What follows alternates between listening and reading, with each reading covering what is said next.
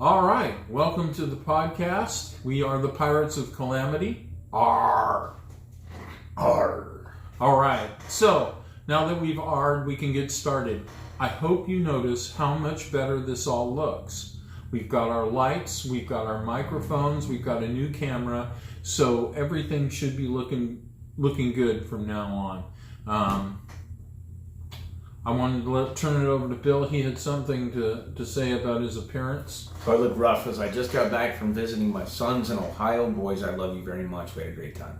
Excellent. You told stories a little while back, and it's nice that you got a chance to, hook up with them again. Yeah, it was fun. All right. So we want to talk, Bill wants to talk because he's done the research. We want to talk about the church that worships mushrooms or uses them as a religious sacrament in San Francisco and Oakland. Right. So what's the story behind the church? Well, I wish I could remember the pastor's name right off the top of my head. I'm sure you can Google it and come up with it. But they were busted in 2020 for being an illegal dispensary. But what they're doing is they had quite a few of them, mushrooms, magic mushrooms, for use in their church as a sacrament. They believe that it is the original sacrament left by God, and they believe basically that when Jesus gave away the communion wafer, that it was a mushroom cap, and they believe that the Kool-Aid or wine was really Amanita muscaria tea. I think it could also have been Syrian rue. Both are blood red. Syrian rue used to be used to make magic carpets. And that's an interesting story. I can talk about another time, the magic carpet story. But so they use it as sacrament, and they're now suing the city of Oakland for violating their First Amendment rights, freedom of religion. Okay, I just have a weird... I think First Amendment is freedom of speech. Yeah. And that's what the article said, But it's for religious, they're suing for their religious freedoms. Well, I'm curious, I don't know that you have an answer to this, almost rhetorical, but if you're not buying something, if you're not going to the church and they're just giving you the mushrooms, how in the world could they be called a dispensary? I don't know. Don't you have to pay? You would think that it would have been a storefront like cannabis where you come in and buy it. I don't know enough about the case to say that it wasn't. It seems to me if I'm running an entheogenic church, that's what we're doing for communion. Everybody knows they're coming and they're getting locked in until we're all, come off our high. Nobody's driving high. We're going to come in on Sunday morning and sing songs after eating the mushroom cap, and we're all going to just, it'll be an imperceptible micro dose of a feel good. It wouldn't be anything out of line. So to me, that's still a lot of mushrooms. Say their church has 90,000 members. Whoa. How many actually show up on a Sunday?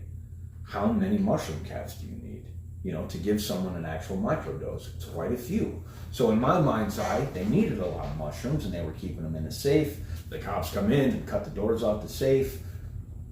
It seems to me what they had could have easily just been for the services, especially since they're kind of difficult to grow. Wow. They came and cut up. Well, what was the church's response? Well, they're suing for their right to use it as a sacrament. So they're suing the city of Oakland. Do they continue to give out? As far as I know. Oh, wow. As far as I can tell, they still are. All right. Might be worth visiting. I'd really like, if you guys see this video, I'd love to come and visit. Well, heck, I wouldn't mind going there too, but the drugs that I take won't allow the mushrooms to work. Oh, right. That's important. Yeah. What? There are some medications that you take that will nullify the ability for the psilocybin to work. Right. And so you can wean yourself off of those if you wanted to go back to a natural-based medicine, but it takes time. Yeah. Well, I'm not sure. I guess the thing is for me anyway, is that they finally got me balanced out without using them, and my doctor's like, well, if you want to go off it and be the way you were before, if it doesn't work. Right. So I'm a little concerned about that. Right. But I think for people who aren't taking the medication, that this might be a really good way. Well, besides you, we should probably talk to somebody sometime who is also a mushroom expert, and I think the two of you can really put out some great information. So if I were to bring someone on our show, it would be Joshua Benpachet. I honestly, my experiences were so different. I thought I was crazy. I really did for a little while.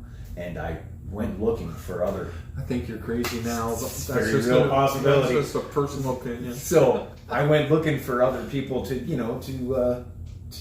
listen to, the mentors, I suppose. I went looking for mentors, and there aren't very many. Joshua used to be the protege of Jack Herrera. Jack Herrera wrote The Emperor Wears No Clothes, and he had a conspiracy theory website for years and years, and has literally followed almost every major conspiracy as tightly as he could to figure out what the truth of the world is.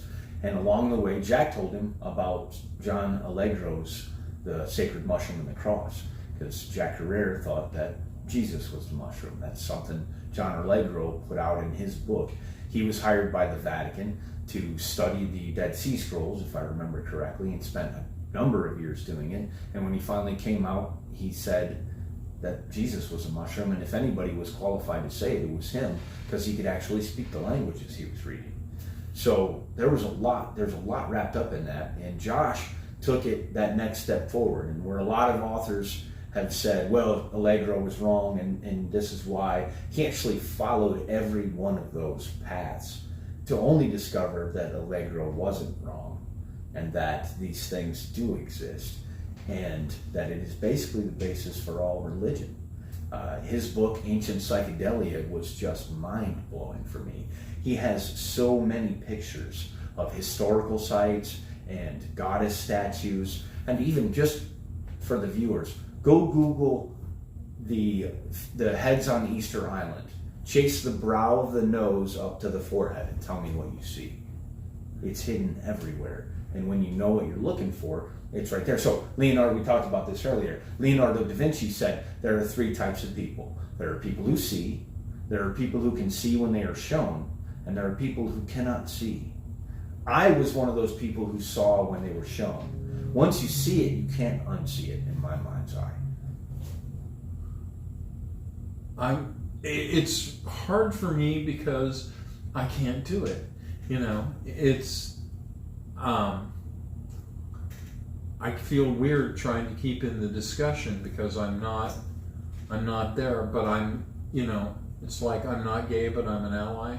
Yeah, it's the same thing here. Well, I'm not taking mushrooms, but I'm an ally. Yeah, my son said it best. He's like, Daddy, the word magic is right in the name.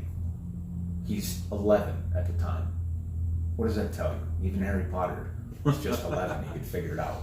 We can figure it out. I think if you were genuinely serious about it, we'd wean you off the drugs and we'd figure out how to do it. Because, what's the worst that could happen? You go back on the drugs? Right. At least you figured out what doses you need.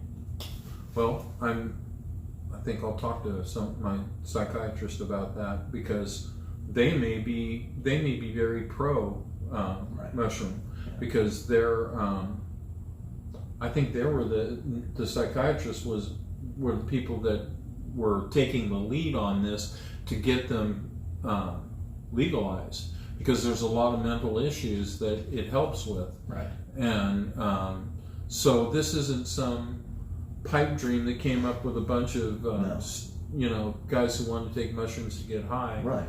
No. Well, before they're there not was stoners. Right. Like me. Well, before there was any of the science, this is all, how new is all of this? Petrochemical drugs are 100, 150 years old. You're looking at, before that, there was only nature. And this would have been something that, because in my mind's eye, if the Vatican was so desperate with their Inquisition to stamp out any form of Gnosticism and any form of nature worship, which is what it was, read The Immortality Key by Brian Murarescu for concrete evidence. Just that he said it plain as day. Do this in remembrance of me. This is my body. Well, certainly it isn't cannibalism. And certainly it wasn't bread. Because if you just eat bread, You don't get anything out of it. And if I remember right, it's in Matthew. He says, "How do you not understand? I was not talking to you about bread." I mean, that's pretty cut and dry, but they had to hide it. Right. Why did they have to? Because they needed just their priests, maybe. Because it's a medicine and it made their problems go away. But if you're trying to control the rest of the world, you want the rest of the world to have problems. They're easier to control if they have problems. If they're fully actualized, non-narcissistic, non-bipolar, non-PTSD, well, how are you going to control them? Oh, it's simple. If I can make you afraid, I can control you. And you can't. That's the thing about psilocybin. One of the great things about psilocybin is it removes that fear response. People that take it, like I said, with PTSD is you're in a constant state of fear almost. Mm-hmm. It's gone. It's gone. So you are brave again. They don't want that. Why would they want that? Well, that's true. Well, let's see. Well, if I don't know what to do, but maybe as a podcast, we'll do it as an experiment, and I'll take some mushrooms and we'll see what happens for me. All right, right on. Oh my God, I'm talking about going on a mushroom trip and filming it. I think I'll be famous. I know mine would be crazy. The high doses are interesting. I don't want to go too high, but I think I'll go, like you said, about 5 grams for me. Yeah. Because of my size. That's something else Probably you need to remember is that this is all dependent on your size. Right. Someone who's getting high on the mushrooms for the spiritual thing may be high on the mushrooms that don't even give me a buzz because I'm 235 pounds. Right. So that's a problem I think that we have here in Oregon is they've legalized mushrooms, but it's all based on the 5 dry grams concept. You can tell their amount of psilocin that they want is equivalent to 5 dry grams.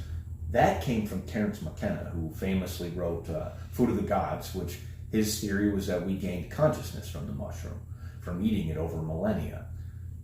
He only weighed 145 pounds. Organic chemistry, the math is, for him, 5 dry grams. I was 220 or 230 when I first took mine. So Really? I was much heavier, yeah. So for me, it was 9.5 to do the same math, based on body weight, how many dry grams do you need. So it was 9.5, and that was an experience. That was an experience. We'll talk about it on a different episode. Yeah.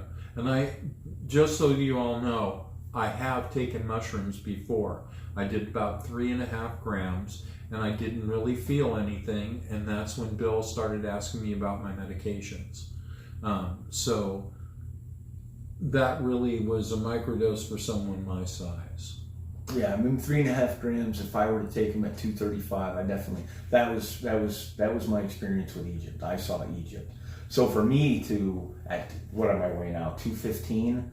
Probably 0.5 gram is a heavy microdose. I'm probably wanting more around 300 milligrams. 1/3 of a gram is a good microdose. If you eat 3.5 grams and you don't feel it, then it's probably like we're talking about from the medication. It blocks those receptor sites in a way that the medicine doesn't. I don't know that it doesn't work. I don't know that you're still not getting some benefit from it. I mean, as far as I know, you might still be getting a benefit from it, but you're not having the mystical experience. Well, I'm not going to have the mystical experience anyway because I only took 3.5 grams. Well, I saw mean, Egypt. That was pretty mystical. At 3.5? Yeah, I saw Egypt on 3.5. Oh, okay. 9.5 was quite a bit different. 9.5 was the Wizard of Oz. Yeah, I don't think I want to go to 9.5. Because that's part of the problem is that we don't all want to be freaking out. No. And you don't really. I don't think I've ever really freaked out. I think I took 33 grams on my birthday at 3:30 in the morning because I wanted to know what that was like. I don't know that. What was that like? I mean, I know we got to cut this podcast off because we're getting long. But tell me that story. 33 grams. If you were to read about the guy in San Francisco talking about his church, he describes an experience where he was one with God. I would agree. I would argue that if you eat enough of them, you realize once and for all, and they used to call this gnosis in Greek, that you are God. This is an avatar of the one mind that everything emanates from. And you get a first-hand experience of that. They called it gnosis, and no one can take it from you. It doesn't matter how many people think I'm crazy or what I say is foolish. I've had the direct experience, and I know in a way that's irrefutable. Well, gnosis means knowledge. So, It's and that's the knowledge most itself. dangerous. So, what is it? Knowledge is power. Study hard, be evil. Or no, it's knowledge gives you power. Power corrupts. So study hard and be evil. Study hard to be evil. I used to say that to the college students when I worked at Angelo State. No. That's hilarious. All right. Well, we're going to wrap it up for this week, and we may pay more on this next week. But also, we've got a couple of other things we'd like to do. We'll go back to a little bit on cannabis, and maybe give you some more demonstrations. All right. Until next week, stay out of trouble. Arr.